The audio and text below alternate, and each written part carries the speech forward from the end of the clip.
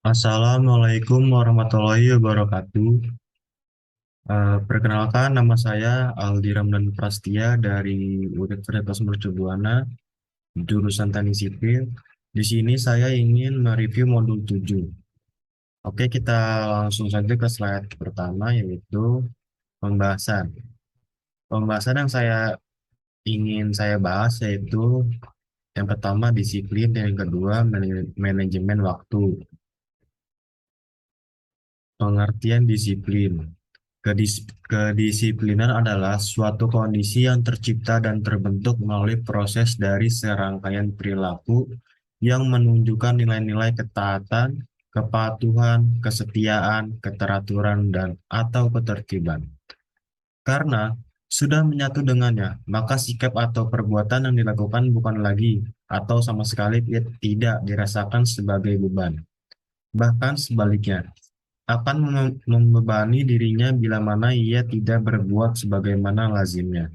Kedisiplinan hakikatnya adalah sekumpulan tingkah laku individu maupun masyarakat yang mencerminkan rasa ketaatan, kepatuhan, yang didukung oleh kesadaran untuk menunaikan tugas dan kewajiban dalam rangka mencapai tujuan. Disiplin dibagi menjadi beberapa bagian. Yang pertama, disiplin pribadi. Disiplin pribadi adalah kepatuhan seseorang terhadap berbagai unsur yang dapat mempengaruhi perilaku seseorang dan membangun sikap positif kepada orang tersebut. Lalu yang kedua, disiplin sosial. Disiplin sosial adalah kepatuhan terhadap aturan yang berlaku dalam hubungan masyarakat sejalan dengan norma dalam lingkungan tersebut. Lalu yang ketiga, disiplin nasional. Disiplin nasional adalah ketaatan suatu bangsa terhadap aturan yang berlaku dalam berbangsa dan bernegara, yang menjadi sikap mental dan cermin suatu bangsa secara keseluruhan. Tujuan disiplin. Melakukan sikap disiplin akan berdampak positif baik bagi diri sendiri maupun terhadap lingkungan sosial. Beberapa tujuan disiplin antara lain yaitu yang pertama, untuk membantu dan mengembangkan pengendalian diri. Yang kedua yaitu untuk membuang kebiasaan buruk dalam diri seseorang. Ketiga yaitu untuk menciptakan keteraturan dalam diri seseorang. Dan yang keempat yaitu untuk menciptakan prinsip agar seseorang dapat mencapai sasaran tertentu dalam hidupnya. Jenis tindakan disiplin, yaitu yang pertama, disiplin terhadap waktu. Nah, disiplin waktu adalah bentuk kedisiplinan yang diterapkan seseorang untuk menggunakan waktunya selama 24 jam dalam sehari. Misalnya, menghargai waktu orang lain ketika memberi janji dengan kita, yang artinya kita harus tiba tepat waktu. Lalu yang kedua, disiplin terhadap aturan. Dalam kehidupan sosial, menghargai aturan yang berlaku dalam masyarakat adalah sebuah kewajiban. Sebab, dengan menaati peraturan-peraturan yang berlaku, akan membangun kerukunan dan keseimbangan di tengah-tengah masyarakat. Misalnya, dengan menjaga ketertiban, kebersihan lingkungan, atau dengan mengikuti semua aturan di lingkungan tempat tinggal atau tempat kerja. Lalu yang ketiga, disiplin terhadap berbangsa dan bernegara. Sikap disiplin dalam berbangsa dan bernegara sangat dibutuhkan oleh semua elemen masyarakat supaya proses pencapaian tujuan pendidikan, ekonomi, dan kesejahteraan berbangsa dan bernegara bisa tercapai.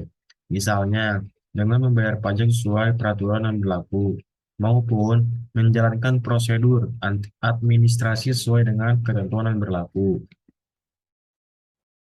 Manfaat disiplin yaitu dapat membantu menumbuhkan rasa percaya diri, menumbuhkan sikap patuh terhadap aturan, mengokohkan sikap pengendalian diri menjadi lebih baik, membuat diri menjadi pribadi yang berintegritas dan bertanggung jawab, melahirkan kemampuan untuk mengelola waktu dengan baik sekaligus memiliki pola hidup yang baik. Dan orang yang diajarkan kedisiplinan sejak dini akan memiliki kepekaan dan kepedulian yang lebih baik dari orang lain. Nah, ini adalah pembahasan kedua yaitu manajemen waktu. Pengertian manajemen waktu. Manajemen waktu adalah kemampuan untuk merencanakan dengan menggunakan waktu semaksimal mungkin. Karakteristik manajemen waktu yang sukses yaitu evaluasi. Luangkan beberapa hari untuk mencatat waktu yang telah digunakan untuk mengerjakan tugas-tugas sehari-hari. Tentukan apa yang ingin dicapai, kemudian tandai aktivitas yang tidak termasuk dalam kategori tersebut. Catat apa saja yang mengganggu atau menghalangi dalam pencapaian.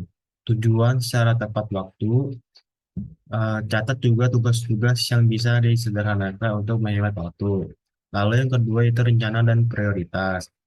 Luangkan waktu di awal hari dan di malam hari setiap hari untuk membuat rencana dengan memprioritaskan tugas berdasarkan tujuan yang ingin dicapai. Lalu yang ketiga ada eliminasi pencurian waktu. Hapus gangguan-gangguan yang mengganggu produktivitas keseharian. Jadwalkan beberapa waktu untuk menjawab email, membalas panggilan telepon atau SMS, kecuali jika ada panggilan darurat terjadi. Hal ini untuk menghindari gangguan oleh panggilan dan pesan yang datang sepanjang hari. Lalu yang keempat ada katakan tidak. Nah, belajarlah untuk mengatakan tidak dengan cara yang sopan. Hal ini berlaku untuk menolak pekerjaan atau aktivitas tambahan yang tidak sesuai dengan tujuan kamu. Bergabung dengan teman-teman yang hanya karena merasa tidak enak dapat menghabiskan waktu berharga yang lebih baik digunakan untuk mengerjakan tugas-tugas penting. Itu yang selanjutnya itu cara manajemen waktu yang baik. Ada beberapa metode yang dapat membantu manajemen waktu dengan baik. Yang pertama adalah membuat deretan kegiatan-kegiatan dan mengurutkan mana yang paling penting dan mana yang kurang penting untuk dikerjakan. Mana yang harus diselesaikan secara mungkin, mana yang tidak perlu diselesaikan secepatnya. Manfaat manajemen waktu. Yang pertama, manajemen waktu membuat seseorang menjadi tepat waktu dan disiplin.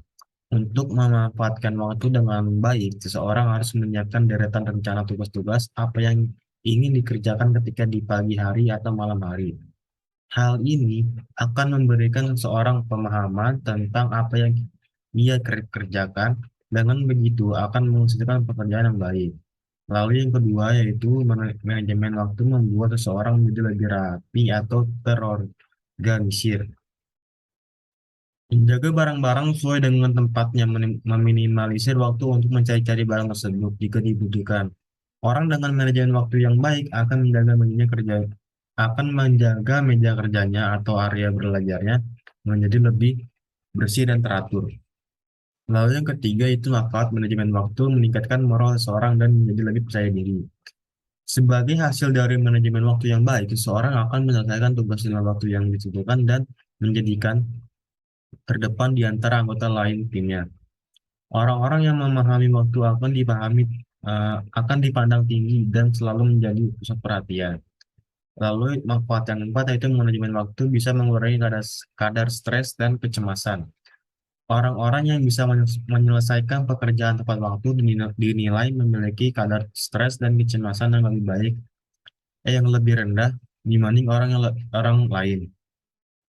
Perlu diingat ketika mengerjakan sesuatu untuk tetap fokus karena tidak ada gunanya untuk menunda-nunda. Setelah pekerjaan selesai, akan memiliki banyak waktu untuk keluarga, sahabat, dan kerabat lainnya. Sekian dari presentasi yang saya sampaikan. Mohon maaf bila ada salah kata.